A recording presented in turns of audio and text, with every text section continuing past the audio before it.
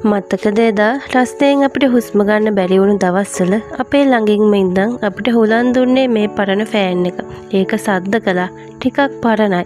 ඒත් ඒක තමන්ගේ උපරිම වේගෙන් කැරකිලා අපේ ගතට මහ ලොකු සිසිලසක් දුන්නා.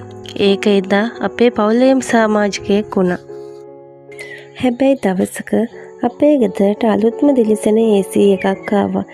ඒසෙත් ලැබුණු ගමන් අවුරුදු ගාණක් අපේ ළඟින් හිටපු ඒ පරණ යාළුවාව අපිට එක මොහොතකින් අමතක වුණා.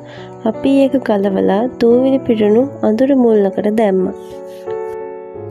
හදිසියේ දවසක කරන්ට් එක ගියා. ඒ ලස්සන AC එක නිහඬ වුණා. ආයෙමත් ලස්තෙන් අපි අසරණ වුණ වෙලාවේ තමයි අපිට ආයෙත් අර පරණ ෆෑන් එක මතක් වුණේ. ඒක දූවිලි පිස දාගෙන ආයෙත් කැඩකුනේ ඇයි මාව අත්හැරියේ කියලා කිසිම තරහක් නැතිව. මිනිස්සුත් ඔය වගේමයි. තමන්ට වඩා හොඳ කෙනෙක් හම්බුනහම තමන්ව අමාරුවෙන් ඉහළට ගෙන ආපු දෑත් ඔවුන්ට අමතක වෙනවා.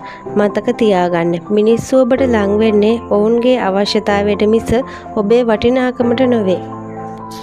ඔබේ වටිනාකම අනුන්ගේ ඇස් වලින් මනින්න එපා. ඒක තියෙන්නේ ඔබේ නොවෙනස් වෙන මනුස්සකම ඇතුලේ විතරයි.